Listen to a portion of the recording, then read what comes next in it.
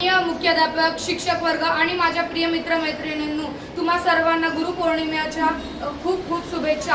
आज आपण आपल्या भारतातील एक अत्यंत सुसंस्कृत आणि पवित्र सण म्हणजेच गुरुपौर्णिमा साजरा करण्यासाठी इथे जमलो आहोत। गुरुपौर्णिमा हा सण श्री महर्षी वेदव्यास यांच्या जयंतीनिमित्त साजरा केला जातो। त्यांनी अनेक वेदांचे विभाजन केले, महाभारतासारखा ग्रंथ लिहिला, म्हणून त्यांना आदि गुरु असेही म्हटले जाते। गुरु म्हणजे आपल्या जीवनातील योग्य मार्ग दाखवणारा दाता असतो। आई वडील आम्हाला जन्म देतात, पण गुरु आम्हाला ज्ञान, संस्कार आणि आपल्या जीवनातील योग्य मार्गदर्शन करतात। आपल्या सर्व यशे मागे गुरूंचे ज्ञान, मार्गदर्शन आणि आशीर्वाद नेहमीच असतात।